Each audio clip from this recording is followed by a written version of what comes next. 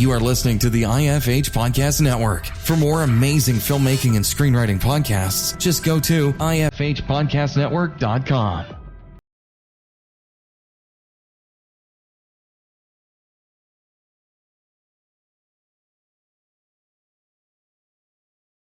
Thank you very much for tuning in. This is another episode of the Dave Willis Podcast. Although you're not really tuning in, you're really pressing play. This isn't radio anymore. And okay, well, either way, I'm going to keep going with it.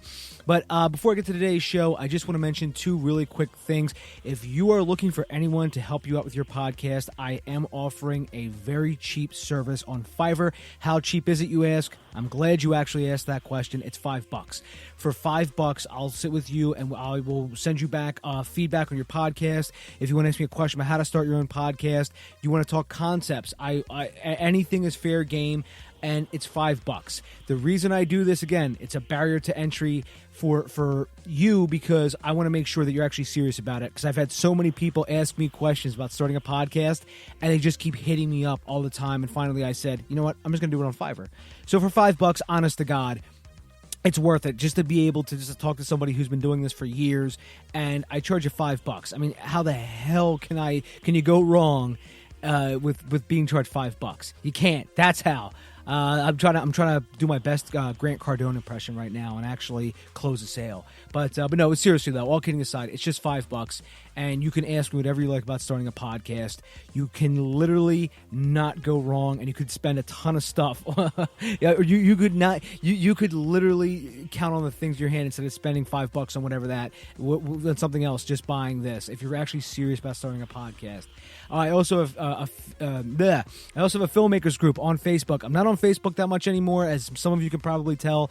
The reason being, it's just too much bad news, man. Everything is bad news, sad news, negativity. I just don't. I don't get why I would even want to subject myself to that. And I've blocked people, taken people off my Facebook friends list, and it's just like it just keeps getting replaced by somebody else. I'm like, Jesus. I mean, I'm going to be down to no friends. I have close to 5,000 Facebook friends anyway, even after deleting a whole bunch of people and adding some more. And I just don't get it, man. I'm going to have to do another purge soon if I start using Facebook again. But, honestly, if you want to join the Facebook friends group or the Facebook filmmakers group that I have, it's all professional and everyone's vetted. I have to approve membership, and anyone who posts any bullshit crowdfunding stuff, it just gets booted right away. By the way, if you're going to Facebook groups or whatever else and just randomly dropping your link into groups and going, gee, hey, donate to my campaign, donate to my campaign, donate to my campaign, people tune that shit out right away, and I don't know why people think it works, because some strangers on the street is not going to give a flying fuck about your project. Trust me, just tune it out, man. Just do it the right way. That's why I hate when people join Facebook groups and the first thing they do is, oh, here's my crowdfunding campaign. Nobody gives a shit. Trust me on that one. Nobody gives a shit. You've never gotten one donation that way. By the way, if you actually want to crowdfund the right way, let me know. I'll help you out. I'll help you out with that too. But anyways, on this episode of the Dave Willis Podcast, we have a Cleveland, Ohio-based filmmaker who recently made I Am the Doorway, a Stephen King Dollar Baby short film, and he's hitting the film festival circuit with another film of his called Prism. This is actually his second time on the podcast. And the first time on the podcast, I killed his last name, and I don't even know why, because it's a very simple name. Kowalski, like the wrestler. Remember Killer Kowalski? All right, well, anyways, this is episode 162 with guest Joe Kowalski. You're listening to the Dave Willis Podcast.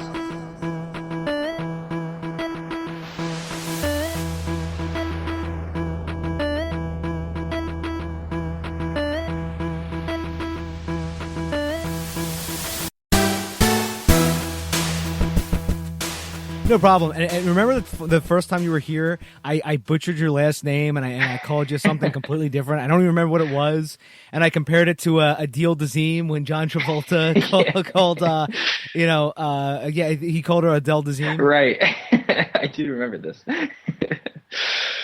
Yeah, I was like, what the hell happened there? I was like, I knew his last name, and I called you something else. I was like, wait, what the hell did I just do there? So I understand how John Travolta feels. But since you've been on here, Joe, I think you were episode 84, I want to say.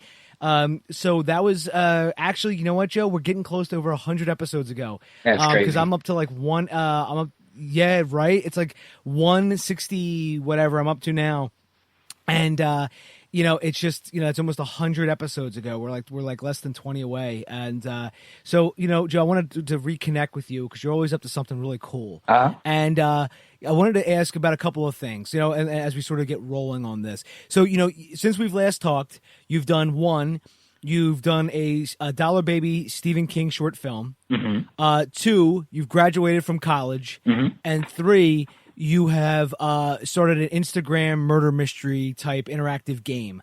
So, and I'm probably missed a couple other things. So I wanted to ask about all that stuff because I think it's awesome, and particularly about your Stephen King short story, The Dollar Baby. For those listeners, I've touched on this too. I actually got a Dollar Baby done once, and I'll tell just real quick. I don't want to eat up all the time, Joe, with talking about me. I'm trying to talk to you about your stuff, but I actually did the Dollar Baby too. And I did In the Death Room. We actually shot in Eastern State Penitentiary here in Philadelphia. I got us a location for a pretty discounted rate. They also just let us skip down on the insurance bond. We actually had one, but it wasn't the one that they usually recommend. It was or ask for. It was a lower one that allowed us to sort of make the production a little cheaper. We shot for that in there for like a day. We shot at Ridley Creek State Park here, right down the street from me. Here in media, and we kind of like put all this together, and at the end of it all, the editor just lost all the footage. And when I talked to everyone about it, they were like, "Are you going to sue that guy?" And I said, "He's a lunatic." He came recommended to me by somebody, right? And we were working with him. And he just kept sitting on the footage, and I was like, "What do you?" Because you know what happened, Joe? He had a Facebook addiction. And he would just scroll on Facebook rather than doing it. And I kept saying, I'm like, just give me the footage back and I'll go to somewhere else. Well, finally, he got it together, and we were going to make all these adjustments. We were so close to having the final product done. And then he sends me this message that his Mac was dying. And I said, look, I'll help you pay for it. And then he's like, oh, well, I don't know what I'm going to do about this and blah, blah, blah, this or that. And basically that was the end of it. And he said that his Mac finally died and all the footage went with it, and I couldn't get a hold of him. A lot of crazy editors out there. So I honestly, here's my advice to anyone listening to this: always have a backup of your footage, because my DP just gave him the actual fucking hard drive with everything on it and said, "Here you go, edit the footage." And I was like, dude, I can't believe you did that without giving it to me first and letting me copy all this crap. But that was my Dollar Baby adventure. It's another horror story that I have about filmmaking, Joe. It's somebody else pointed out, they're like, Dave, all your stories are all end in like heartbreak and down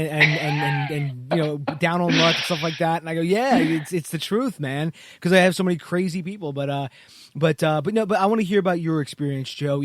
How did you pick the story that you picked? What story did you actually pick? How did you shoot all this? How did you shoot everything? Being as it's very limited to being what you can do, because obviously you can't get investors for it, stuff like that. So you have to kind of work on a very shoestring budget, unless you have a ton of money. You know what I mean? But I want to hear all this about all about this, Joe, because I'm fascinated.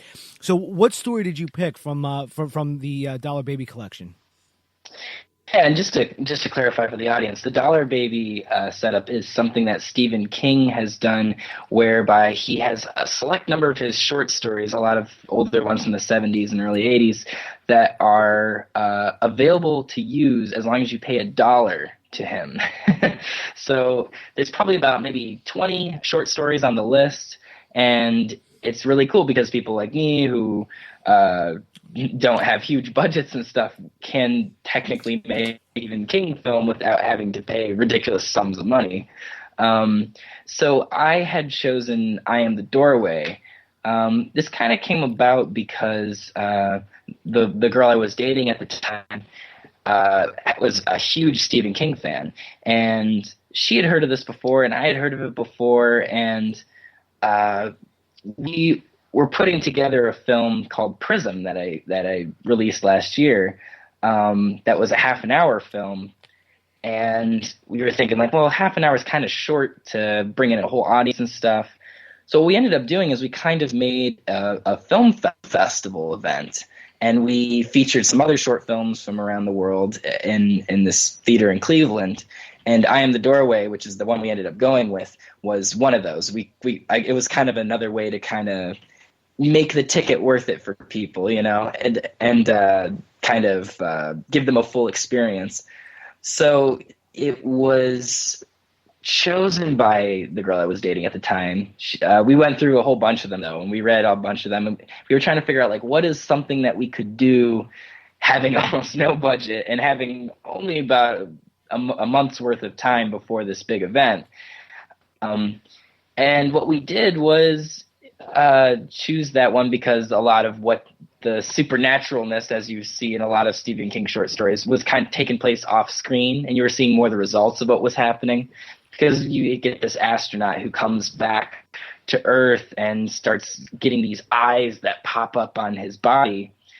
And we kind of created a framework story where we had these two guys talking in a bar about this whole situation, and they kind of tie into the story. So it was kind of cool doing that, because typically I'm used to starting stories from scratch and building upon those and working upon that with friends. But it was really interesting to take someone else's work, especially someone as, you know, prolific as Stephen King, and try to adapt that to like a 10-minute short film. Yeah, you see, I just, as a filmmaker standpoint, as a filmmaker standpoint, I just kind of think, even just trying to do something like that, Joe, where you have an astronaut come back down to Earth, I mean, it just sounds expensive. We're just wearing my producer hat, you know? Even with doing with Death Room, you know, I had that whole prisons, you know, location, and even just paying for that, I was like, you know what, if they're going to charge us, you know, whatever they charge us, it was, you know, I think probably $1,000 or something.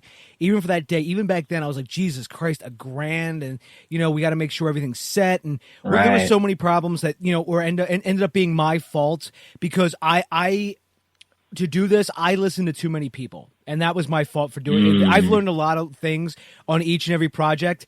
That project was me listening to too many people, and I tried to sort of do everything that everyone was recommending, and you know, we had too much time being wasted, and there was a lot of production issues that could have been ironed out if I had not listen to all those people. If you know what I'm trying to say, like I added things that didn't even need to be there, that we could have just went, you know what, we don't even need this fucking thing. Fuck it, and let's just get rid of it, you know?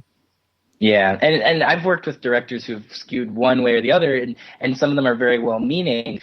But yeah, you do have some people who will literally waste all the time on set. They see it just like a party. You know, they got all their friends together, and they're going to, oh, wouldn't it be cool if we did this? And they take an hour. Oh, we got to find a rope, and it takes another hour. Let's just eat. We're going to eat. People like that. And then you do have the people who are like so anal about trying to, this is my masterpiece. You know, I got to get every single detail right. Oh, more of a tiny little smirk in that performance and stuff. And so one thing that I've learned over the years, and I'm trying to always get better at, is finding the balance between, like, I want this set to be enjoyable. I want people to be having a good time and not feel like they're miserable doing this. But at the same time, we also do have to keep like a tight schedule on this. And there are some things I do want to be kind of specific about, and that I'm very certain that I want.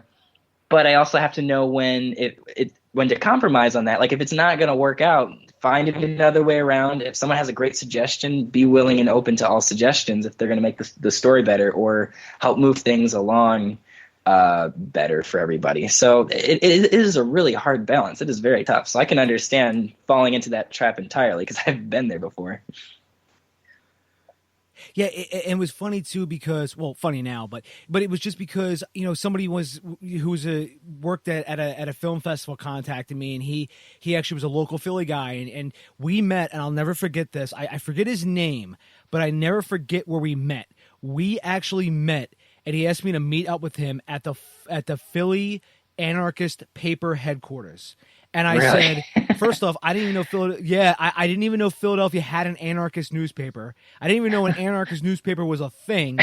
We walk in, Joe, and I'm not kidding you, there's a big sign on the wall that says, please, no drug use allowed, please do not use drugs while on the premises, and in parentheses, yes, this includes weed, end parentheses. And I'm just laughing, going, if you have to put a board up like that, like, Right. what the fuck is going on in here? Oh man. So I started talking to this guy, and as this guy was talking, and I mean, I'm sure he meant well. Like, I'm like, first off, the neighborhood was terrible.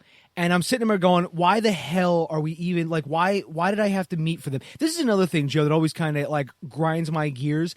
People always ask to meet me in person, or they want to meet up for coffee or something. I go, why? Why don't we just do a Skype message, or why don't you just shoot me an email? Yeah. Why do we have to meet face to face? Like, I don't get it. Like, honestly, Right. like, I got to waste my time, put gas in my car, drive up all the way into the city or wherever the hell you are, and then we got to meet, and nothing ever gets resolved because we just go back and forth. And it's the same thing with that Stephen King guy. We could have done that over a Skype interview with Stu and Screen Share and had the same exact thing, and we both could have just been in the comfort of our own homes. It's just, you know what I mean? It just, I just. I'm not saying I'm like going to become some obese shut-in or anything like that, like the mom from Gilbert Grape.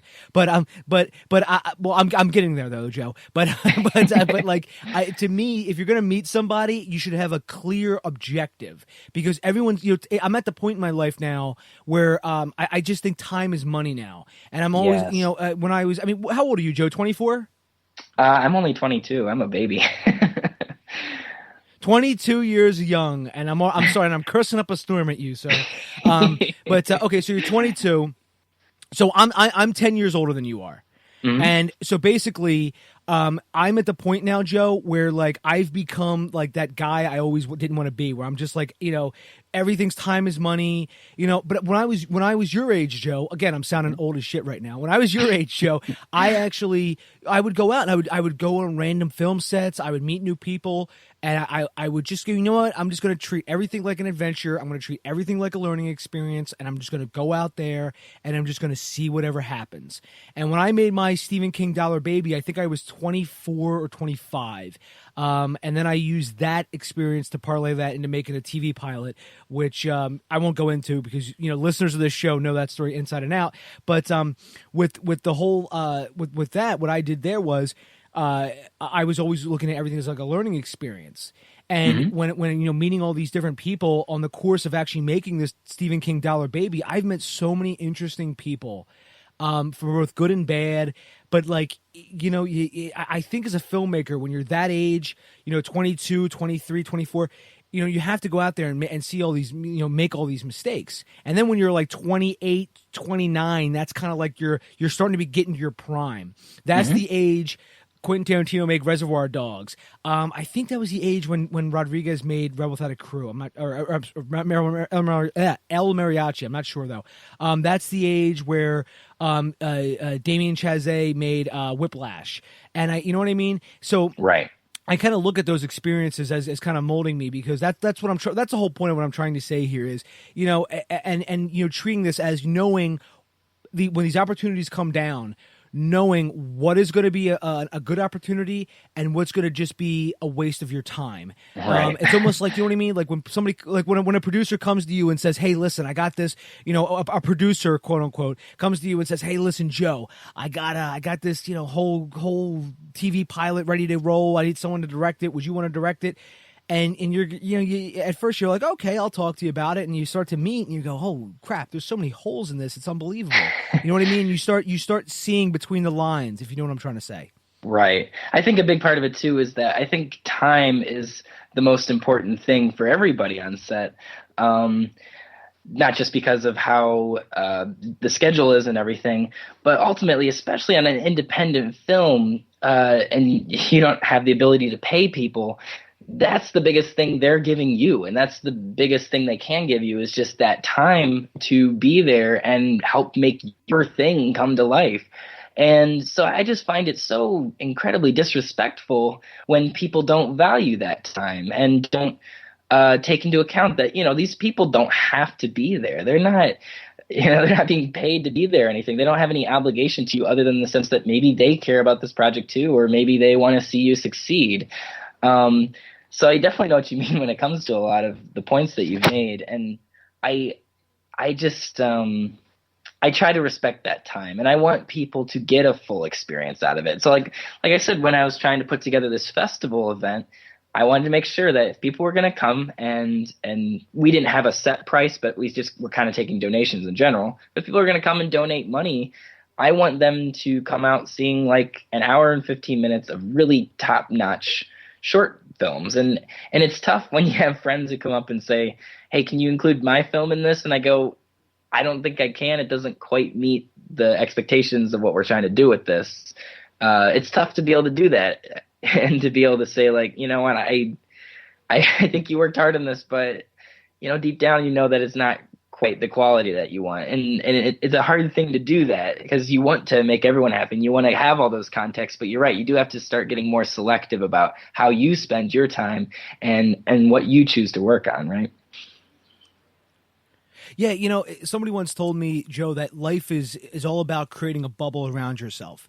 And you start to understand what you like and don't like inside of that bubble. And anything and everybody that's not within that confines, you push out of that bubble. And basically that's, you know what I mean? And that, I started to realize that over the years. And when I meet people, and it's just like, hey, you know, because I do this podcast, and I'll get an email probably maybe once, I don't know, maybe once a week saying, hey, Dave, would you ever, you know, if you're ever up in New Jersey or in New York, or you want to come in Philly or whatever, why don't you come and we'll have coffee or whatever? Mm-hmm. And I just go, you know what? I just don't know why. Like, you know what I mean? Like, yeah. I don't want to sound like a jerk. I don't want to sound like a jerk. I really don't. Like, I don't want to be like, oh, I'm Dave Bullis. But no, I'm just like, you know, why would you want to talk to me? Like, what am, you know what I mean?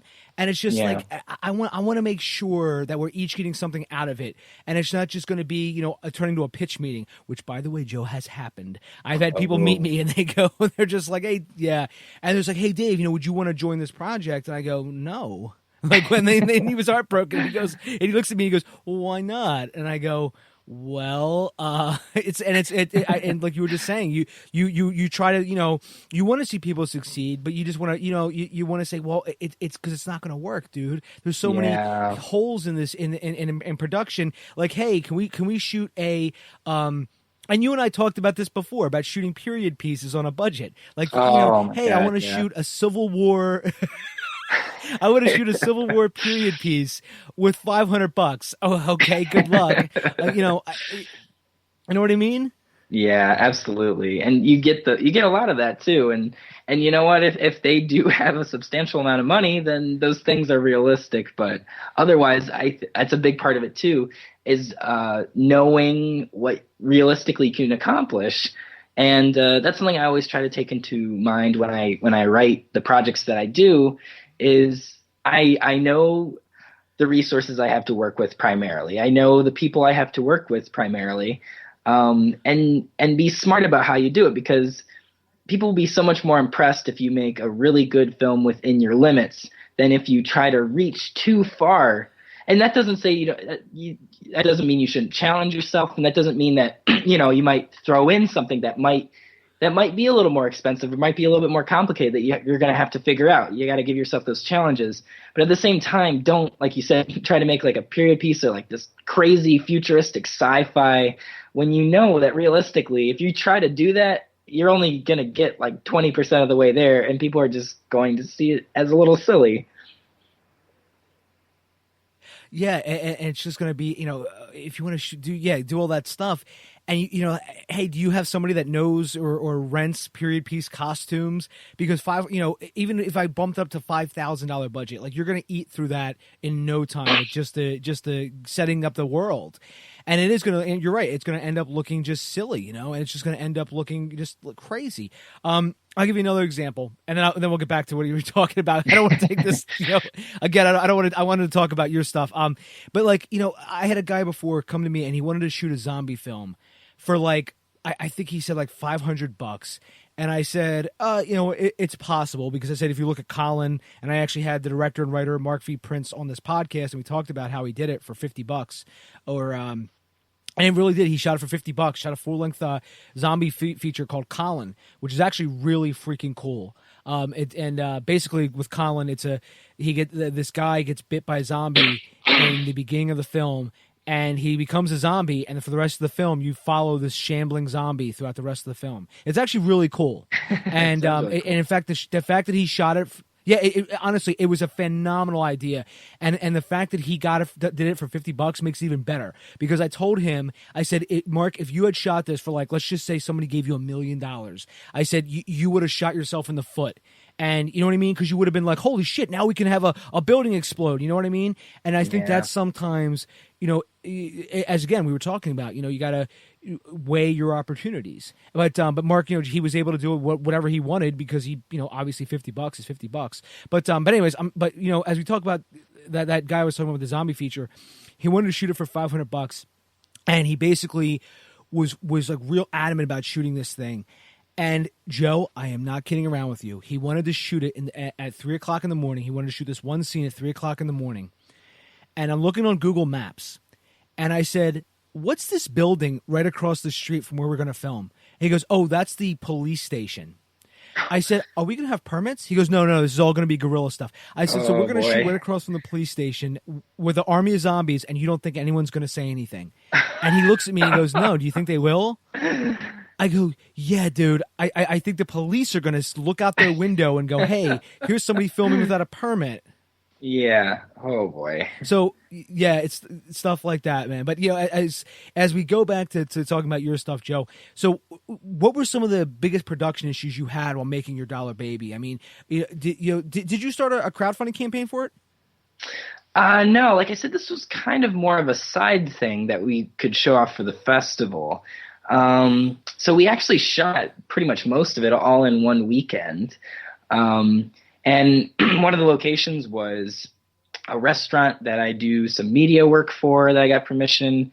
Then we filmed at a beach that was public, just public property. And it was just a lot of using your resources and saying, here, I have this, so why don't I throw this in here, and working with it and making it work within the story's context. A far bigger project was the film Prism that I mentioned that we were kind of showcasing around this whole festival event. And that film basically took a year from the first typing it to actually showing it off. And I could talk a little bit about that if you'd like me to at all. Yeah, absolutely. Basically, the movie is about 6 people from 2 different families, and each character is represented by a separate color. So that while most of the film you see is in black and white, when that character is on screen, you see their color pop out of the black and white. So, like, if you remember, like in Schindler's List, there's like the girl red dress, and that photo effect comes up a lot. You see like yellow highlights come out of a picture of somebody or something like that. We basically did that with the whole movie. So, like when our character Green was on screen, his shirt would come out because he was wearing green, but also the trees in the background, you would see them. And that was a very interesting challenge from a storytelling standpoint and from a technical standpoint, because all that, I think if you're going to do something like that, each of the colors have to have a meaning to them. So that was something we were very certain about. And also the story kind of weaves in and out of these characters' lives and how they relate to each other. And this person's cheating on this person, and this person's has a crush on this person. And one thing I really had to learn from this film was really to just outline everything. And that's not something I'm very used to doing. I kind of like diving in and then just seeing where it goes. And sometimes that works, but it's a lot of work after the fact to try to make that into something cohesive. But particularly in relation to the families, we had to like sit down and write out a family tree and figure out the relation of each character to the other. And that was something that was kind of difficult, because then we would say, well, this doesn't really work because this character wouldn't interact with this person. It was a very unusual process for this whole movie. And we aren't really able to show it off yet because we're trying to get in some film festivals. I mean, we haven't had any luck yet, but we're going to keep trying. But the trailer is online if anyone wants to check it out. If you look up like Prism 2016 or Prism Short Film 2016, or even on my channel, Pogie Joe, and that's Pogie Joe. There's a couple trailers on there, so you can kind of get an idea of what I'm talking about with this color thing. Joe, I actually have some film festivals I would recommend that you entered into. Number one being the Delco Film Festival. I think that would be a good film festival for you to enter it into. That's actually right by my house as well. But if you like, I can actually introduce you. To the guy who runs it. Oh, that would be amazing. And if I was ever in that area, we could meet up and have some coffee. And I have this great pitch I want to sell you. No go, Joe. No way. No, I'm just kidding. Yeah. No, I would see like somebody that I've actually met and talked to. I would be down for that. The founder is Chris Pierminico, and he's actually been on the podcast before. And Chris is a very good guy. And before we got on the podcast, he said to me, he's like, "Please try not to curse too much because I'm going to recommend this to my students, and don't tell any weird stories." And I go, "That's all I have in life is weird stories and cursing. That's it. It's like you take that away from me, I'm nothing anymore." Right, you are a shell of a man. Yeah, I'll exactly. I'm just like a shell of a man. I'm not even my George Costanza self. But I will introduce you to him. And right after this podcast, and I'm sure Chris would love to talk to you about having that film there. And so as you made your Dollar Baby too, because I'll link to everything in the show notes as well, everybody. I'll link to the Delco Film Festival and Joe's channel and everything else. But when you're talking about your Dollar Baby and you actually you shot it into a weekend, did you have any like real huge production issues come up that like anything that we were talking about, or anything like completely unexpected, like hey, it rained on a Sunday when we thought it was going to be clear skies, anything like that? Actually, that one was surprisingly straightforward. We were actually kind of marveling that it came out as well as it did. And the nice part about it is that the people we cast in it were people that we were considering for the other film, Prism, that were really good, but they just didn't quite fit the parts we were looking for. So we're like, what's a capacity that we can use these people? So we were able to get 4 of these actors who were really, really good that I still wanted to work with into this film and get to spend a couple days filming with them. And the thing about that, it was basically a skeleton crew of me, my girlfriend at the time. And so I guess we didn't really have to worry too much about other casting crew members. It wasn't like the other film where we had like a full cast and everything. It was kind of just us just going at it. And it was almost a fun relief side project after having that massive project, like I said, kind of churning into that for a year. So actually, I'm really, really glad I did the Dollar Baby, because it was just such a nice, like, what's the word I'm looking for? It wasn't a high level stress thing. It was something that we planned out and really just kind of had fun doing. Yeah, and that's something too. I talked to Alex Ferrari about Indie Film Hustle, and we were talking about that as well, where, at some points, I mean, you and it's good that you learned at the age of 22, sometimes when you're making something, you just get this obsession with it. Like everything has to be perfect. And then you start, and everything, the stress starts to get on you. And then you by the end of it, you're like, I just can't wait to get this thing done, and I'll never talk about it again. And you're like, and honestly, that's what happened to me in my student film.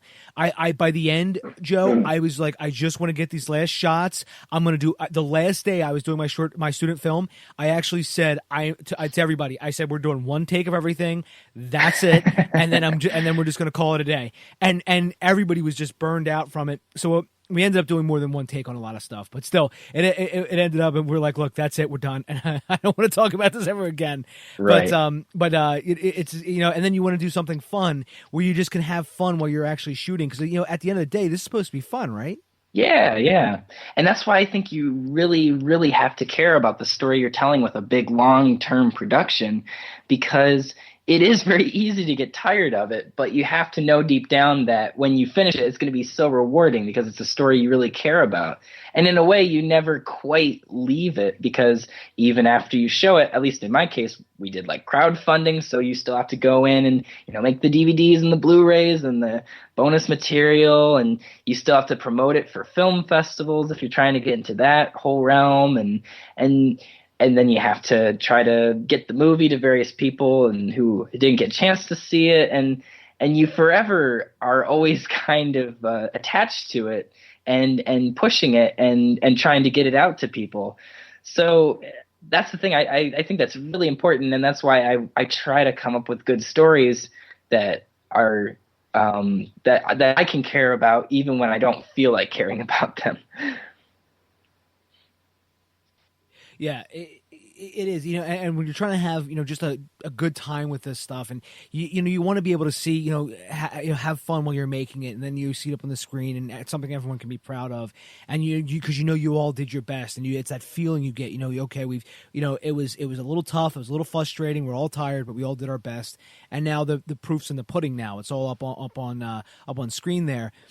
And, some days you watch it and you're like, oh man, there's a mistake. There's another mistake. Yeah. And, and sort of, that, you know what I mean? Like that sort of seeps in after a while too. But, at the end of the day, I think some of the best filmmaking advice is by Mark Duplass, where he said literally every weekend, go out and for $100, make a short film with your friends. He said, don't spend more than $100 and it'll teach you more about filmmaking than anything else could, because you're actually out there doing it, and you're actually out there actually making stuff, and you can, and if you don't, and honestly, if it sucks, hey, we spent $100. If it's good, put it up on YouTube.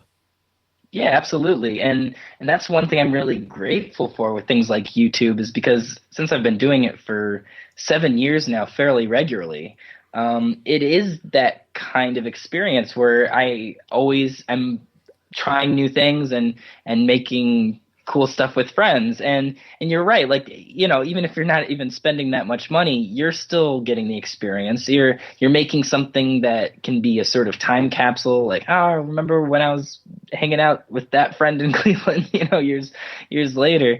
And I think, honestly, I think that's how I got to where I am. And it's not like I'm not trying to brag or anything. I'm not saying that I'm like at the top of the top or anything like that. But I think I've done more than a lot of peers my age because of that experience, and because I've always been interested in creating things, and I can't stop. Yeah, exactly. I think artists more than anybody else, obviously, because they have this desire to create. It's like this desire, this innate desire you're kind of born with. And you have this desire to create, and sometimes when you're younger, you don't really know what it is. You just kind of do it. You know what I mean? Whether it be like an arts and crafts or something like that. And then some people pick up a video camera if their adolescence is filled with, if their parents had a video camera, and you sort of you start doing all this stuff. And I mean, because you're born with this life, and it's almost like this feeling of we have to create something of value at all times, and it's something I feel too. And it's almost like this feeling of, okay, I'm here now, what should I do? Well, and if you're an artist, you say, well, I'm going to create some art. I got this desire to create, and maybe other people are like chefs and they just want to make food, and that's their desire to create. And, when we start putting all these projects out there, and you've been on YouTube for 7 years. I think that's phenomenal. Honestly, Joe, I hope you keep doing it, because honestly, you're obviously, I know you're getting better. You're getting better and better and better. And also because I just think it's a great outlet too, because again, like we were just saying, if you make a film for $100 and if you don't like it at the end of the day, hey, look, I spent $100. But if you do like it, hey, put it up on YouTube, and who knows what could happen. Yeah, absolutely.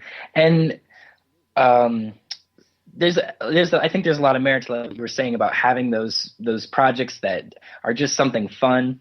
And one thing for me too, besides just the YouTube stuff, is also our podcast, which you've actually been on once before. And we're not. That's right. Yeah, I have. Yeah, we're not as far along as you are, but we're getting pretty close to 70 episodes.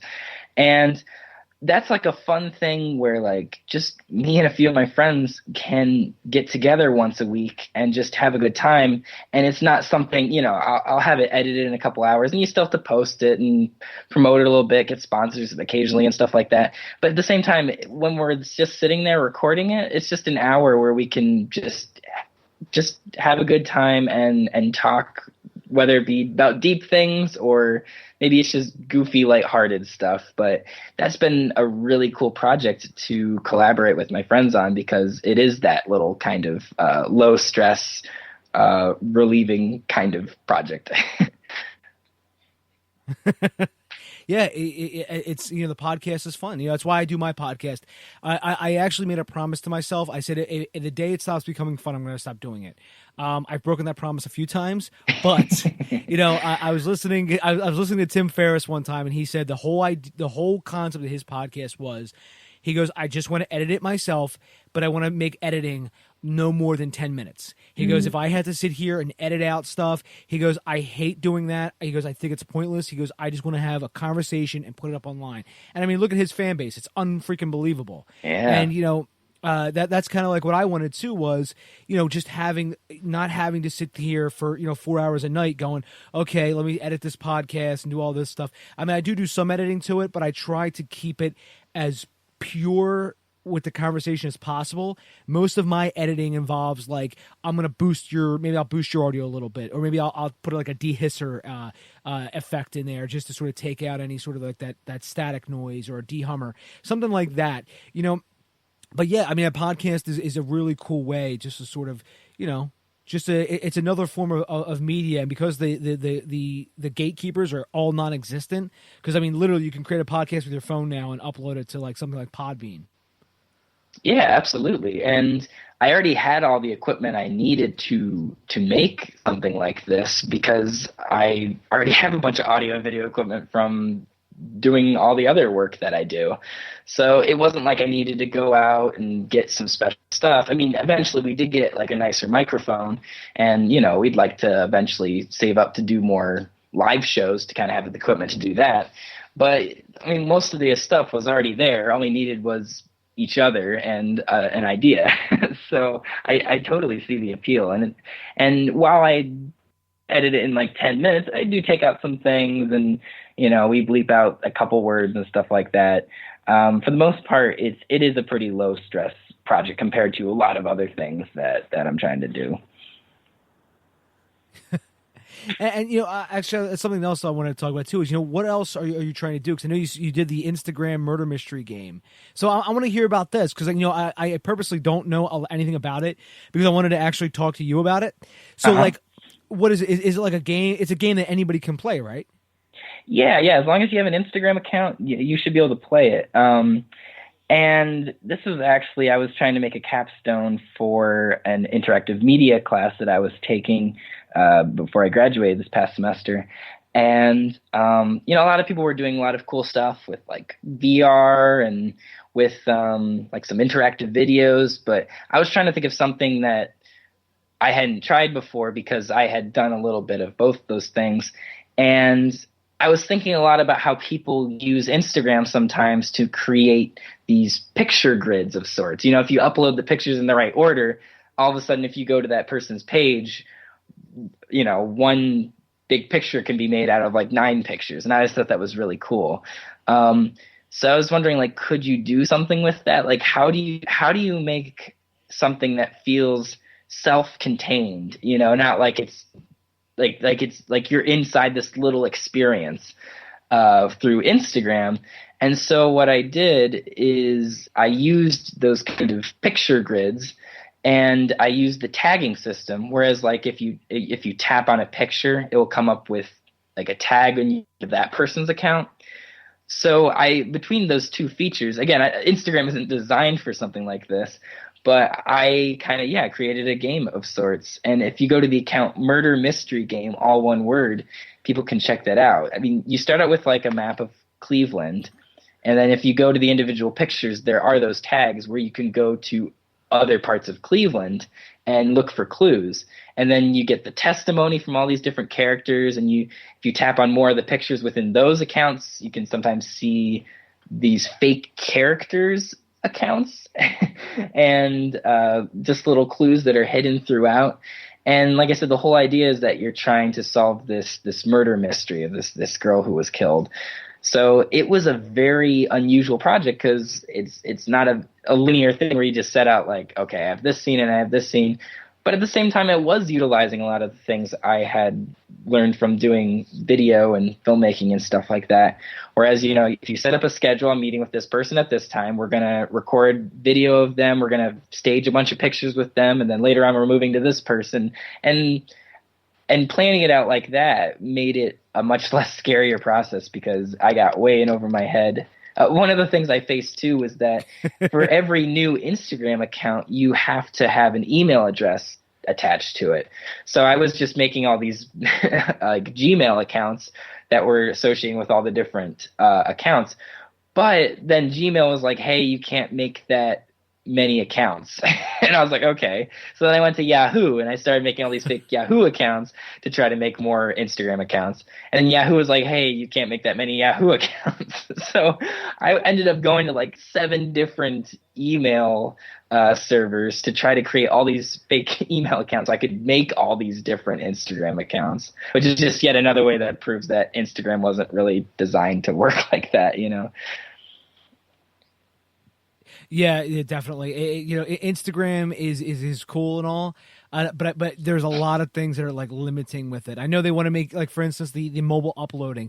I tried to like post things. I can post things to my desktop, but you know what I mean. And sometimes they make it so difficult to just post stuff like that. But like, because I want to take a photo and I want to do some stuff to it, then put it to Instagram. You know what I mean? Yeah. But yeah, no, I understand completely what you. Oh no! That was what were we saying, Joe?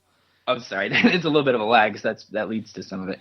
I was just going to say I did run into that problem a lot too, especially given that I have a very cheap phone that doesn't have a whole lot of memory. So anytime I had to like download all of these pictures, or God forbid, when I had to download the actual video clips, it would take up so much room on my phone that I would have to like delete a bunch of apps on my phone, download the pictures and footage, upload them to this Instagram account, and then re-download my apps again. Yeah, it's I mean, I know there was a slight lag on your side. I don't know. I think that might be just our recording host Skype, but with your phone and you had to do backup all that stuff. I've been there before. I used to have like I bought one of the first smartphones that came out called the LG Revolution. Joe, it was one of the worst freaking phones I've ever had. It was so I bought it in like 2006 or 7. It was literally garbage, and I kept having to like back up on everything else. I would try to it was so I've been there, man. But no, so if somebody wanted to like solve the murder mystery, Joe.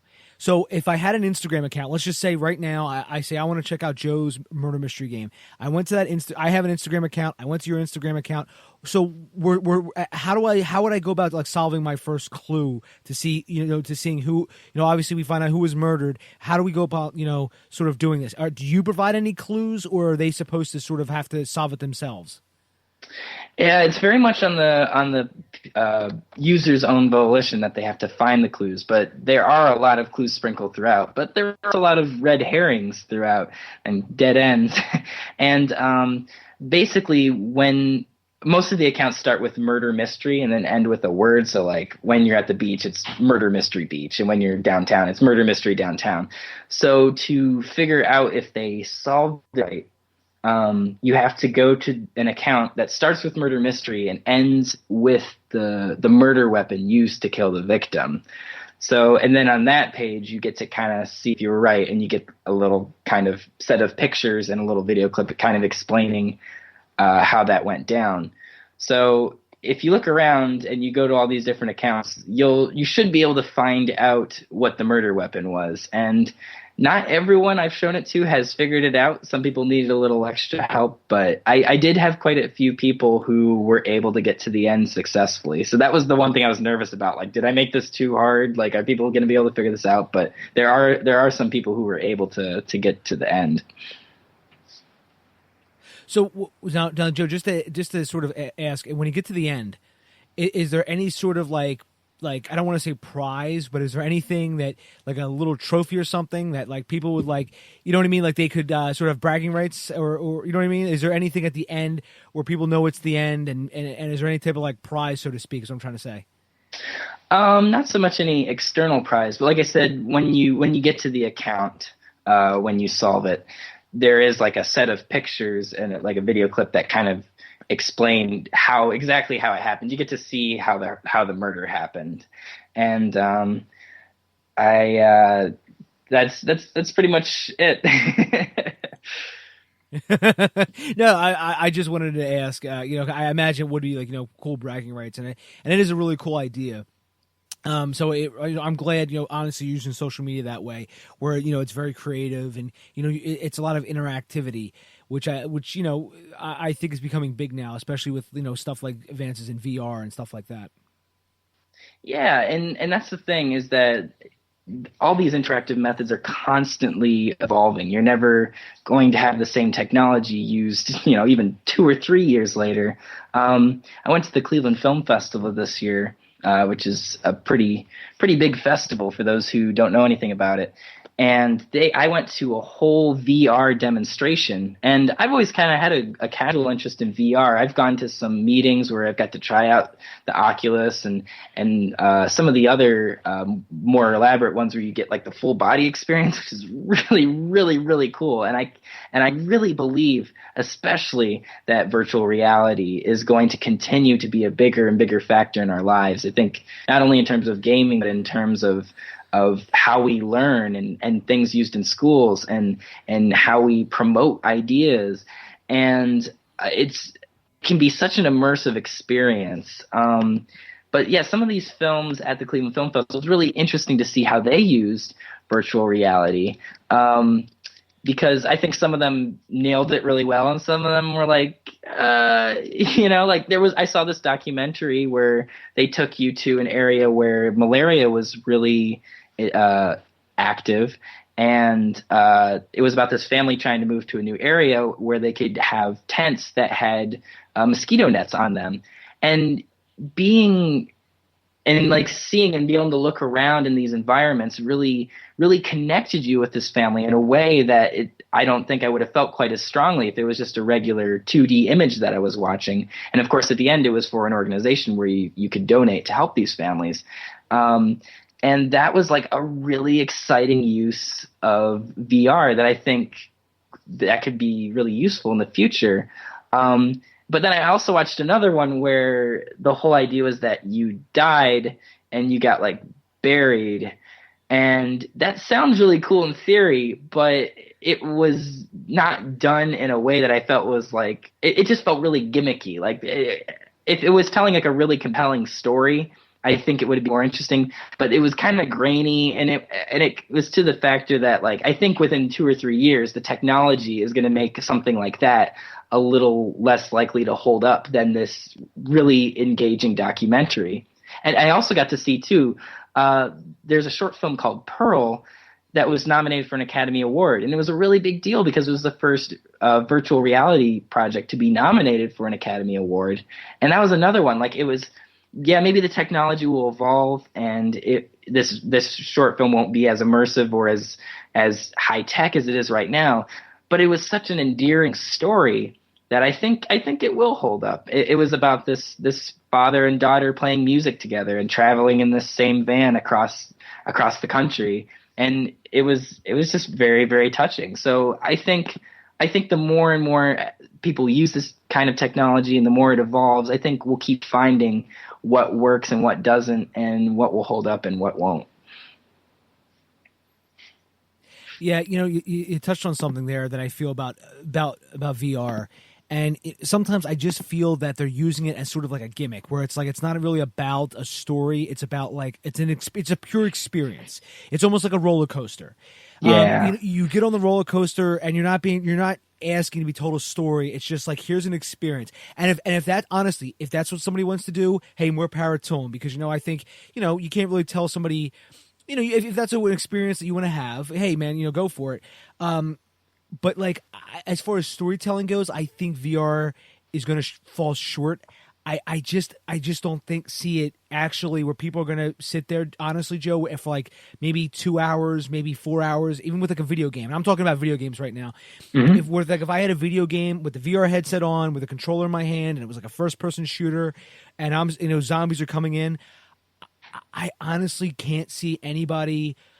I can't see like a main portion of the population anywhere in the world wanting to do that for more than like 20 minutes. I honestly, man, I think VR has a lot of things it's going to share with 3D. I think where VR is going to come into play, and I mentioned this with Jamie Buckner, who was on the podcast a few episodes ago as we were talking about this as well. I think the big thing with VR is going to be education.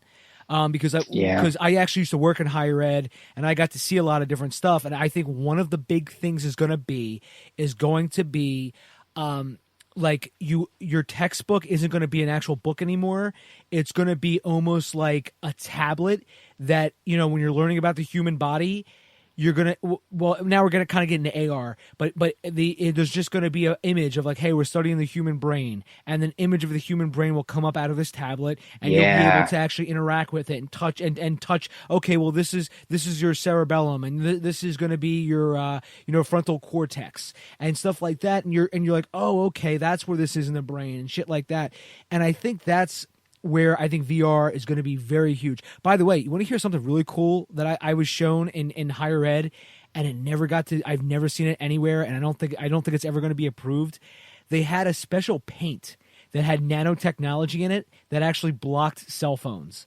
So no like kidding. if you were and actually except for to dial 911, that was the only thing that it allowed.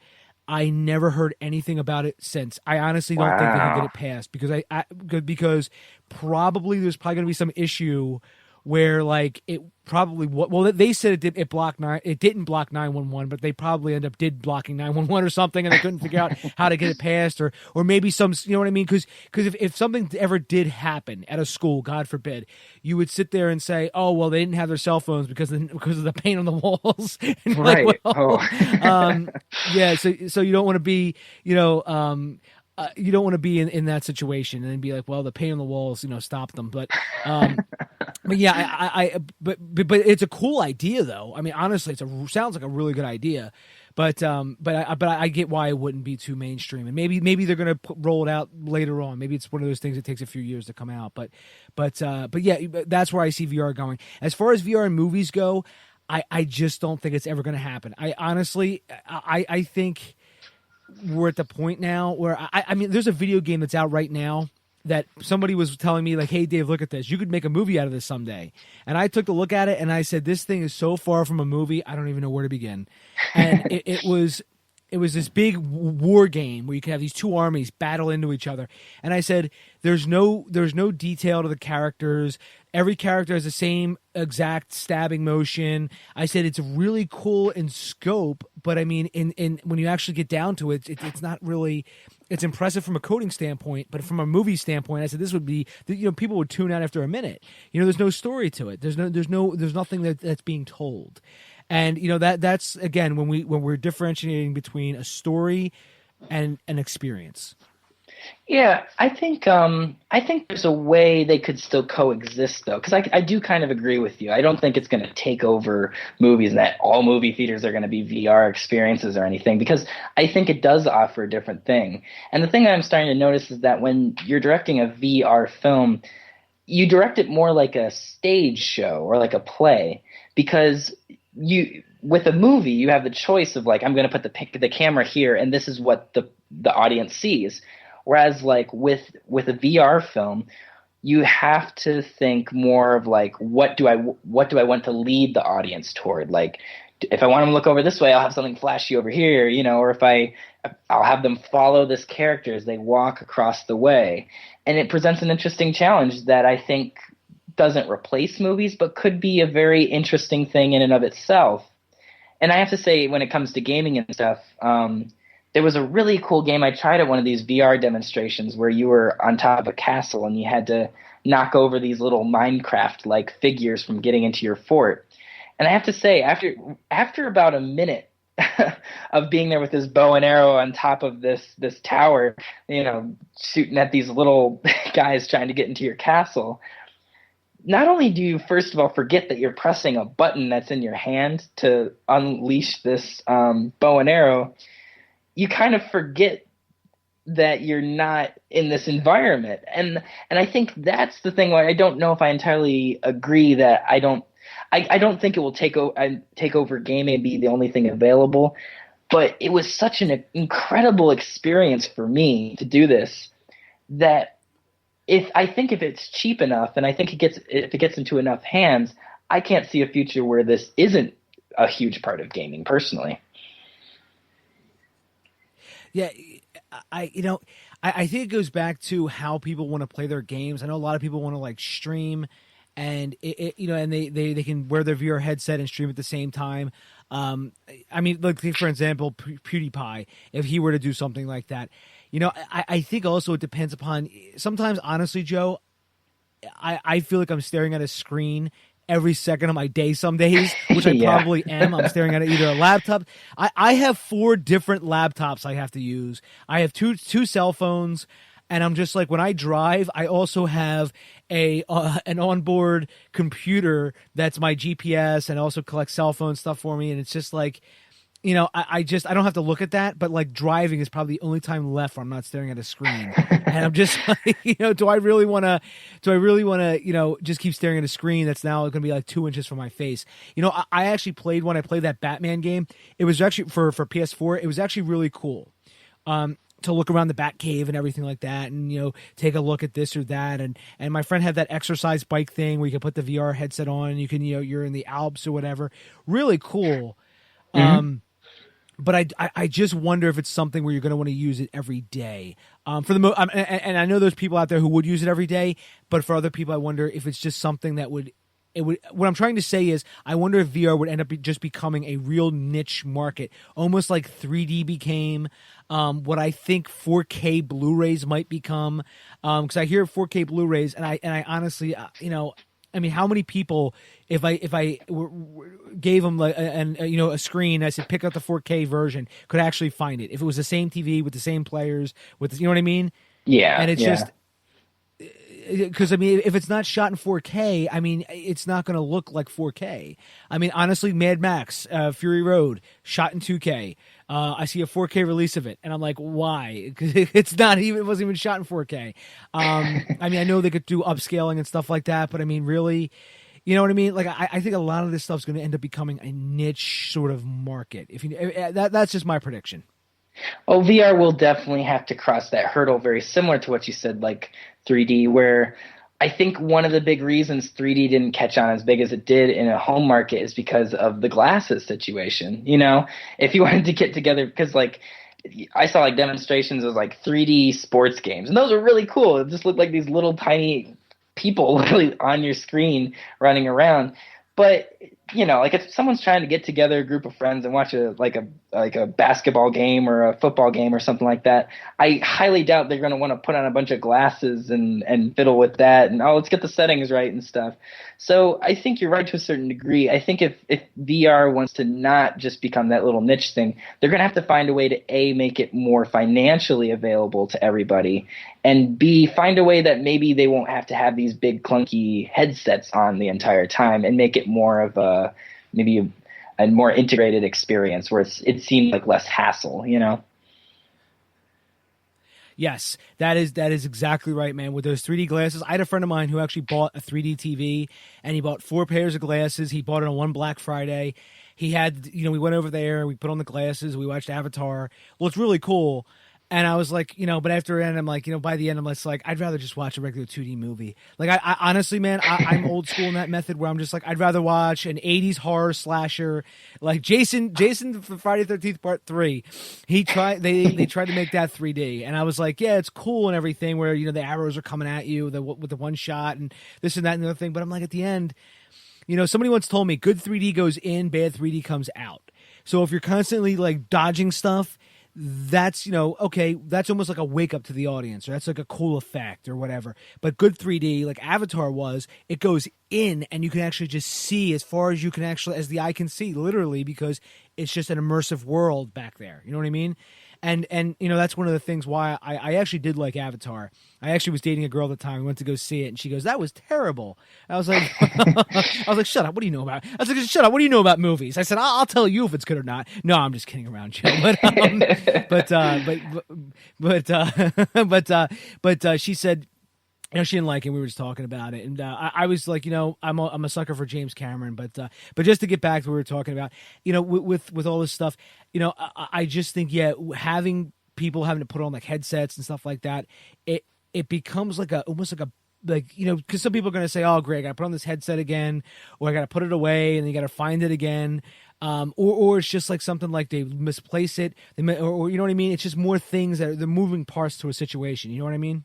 Yeah, I think it's a very akin to something. I mean, it could go either way because I mean, look at something like a computer tablet, right? Like when the iPad came out, people were scoffing because people have been trying to pitch tablets for years. I mean, there have been tablets that came out in the 90s, and it just never connected with the public. You know, it just wasn't. They were too pricey, they were too clunky.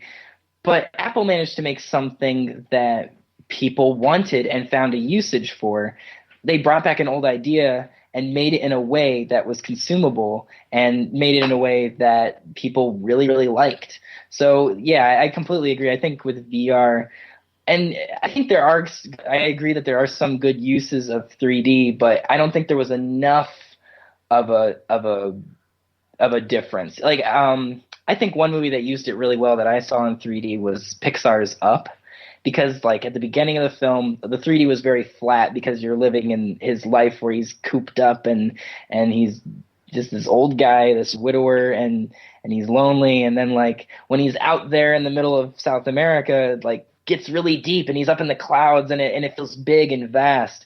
So I think people are going to have to use VR like that. You know, like I said, don't just tell a story about, look, you're dying and now you're in a coffin. Like take the gimmick out of it and really focus on the exciting storytelling potential of this medium and what can be done with it. And that doesn't mean you have to play it safe, but be smart about how you use it and use it in a way that people connect to.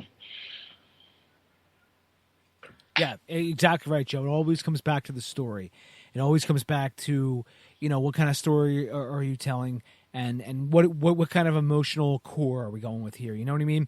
Because people have to care about these characters. They have to be, you know, not sympathetic but empathetic. We have to empathize with them, and you know, and with the story you're telling. You know, it's just we have to become hooked. And that's why I always get pissed off, Joe, when people say you got to hook them in the first 10 pages. No, you have to hook them the whole freaking story, not in the first 10 pages. Like maybe the reader, maybe some reader at a gatekeeper has to hook for the first 10 pages before he or she passes. But from what I gather, most gatekeepers who are script readers who have to read those scripts, they have to read everything cover to cover. They can't read the first 10 pages and say, see ya, you know, forget this. And you know what I mean? And they have to write a report about it afterwards. They have to do their weekend reads and as well. And from what I gather, they have to read every script cover to cover. So you have to hook them the whole script, and you know you have to hook them the whole time, no matter what you're doing. And you know, as you talk about the experiences, that too has a hook to it. You know, even if you ride a roller coaster, there has to be something special about it that sets it apart. Whether you put all the extra loops in, whether it twists and turns, whether you sit down like the Superman roller coaster, all that good stuff. And yeah, I mean, you know, so yeah, you know, everything has to have, you know, it's speciality. It's you know what makes it special. And you know, because Joe, I mean, you know, we've been talking for about over an hour now. And I want to ask, you know, Joe, is there anything we can talk about that you wanted to discuss now, or anything you wanted to say to put a period at the end of this whole conversation? No. I guess just as a whole, like it's really good to talk about this kind of stuff with people who share your interests and also care about creating, and I think it's important to connect with people who are doing stuff similar to us, and I think you do that so wonderfully on your show, and you create this conversation because there are all these people out there who are making such cool stuff, and it's so cool that you bring a light to those things, and I just want to thank you for creating that conversation. Oh, thank you so much, Joe. I try my best. You know, with this podcast and everything like that. And one of the reasons I started this was because I wanted to actually talk to filmmakers out there, and I got to meet great people like you. I've got to, you know, I honestly have got to meet so many great people. And I just look at it as like this is the tip of the iceberg, and I actually want to just keep moving forward with this, and in a lot of different ways, and you know, and start doing a couple more things. And people actually, you know, not to segue too far away, but somebody once said to me, "What are you working on now? You know, you haven't worked on anything in probably a few years." And honestly, I've been taking a step back. to take to take 2 steps forward. And that's something I'm working on now. Is I'm working on a ton of stuff and a lot of cool podcasting stuff as well that I've been talking to a few people about. And hopefully, I'm going to hopefully do a bunch of stuff with that soon. And but I also got a couple other things planned. But Joe, thank you so much for coming on. And where can people find you at online? If you go to pogiejoe.com, Pogie Joe.com, you can see all the things that I've talked about. We have our Prism trailer on there. There's, I think I just put a thing about the murder mystery game. There's links to our podcast, and we're on all different kinds of podcasting apps and sources and everything. My YouTube stuff is on there. So if you want to see any of the stuff I've mentioned at all during the show, that's probably the best place to go. And I will link to all of that in the show notes, everyone. Joe does some really, really cool stuff. And I like that nickname too, Pogie Joe. And he does some really cool stuff. And I'm going to link to that all in the show notes at DaveBullis.com. Twitter, it's at Dave_Bullis, or the one I'm much more active at nowadays, which is at DB Podcast. And feel free to, chime in anytime. And Joe Kowalski, Pogie Joe, I want to say thank you so much for coming on, my friend. Hey, thank you so much. It's always a joy to talk to you. Oh, thank you. And I appreciate it. At least one person wants to talk to me. But thanks you so much, Joe. No, it's really great. And honestly, man, I can't wait to see what you're going to do next. And I also will introduce you to that guy who runs that film festival right now. I will make a Facebook message introduction and get you two talking. Thank you. That would be brilliant. I would really like to talk to him. Sure, no problem, Joe. Joe, have a great day, and I will talk to you very soon, my friend. All right, you as well. Find Dave at davebullis.com. Please make sure to subscribe and share the podcast.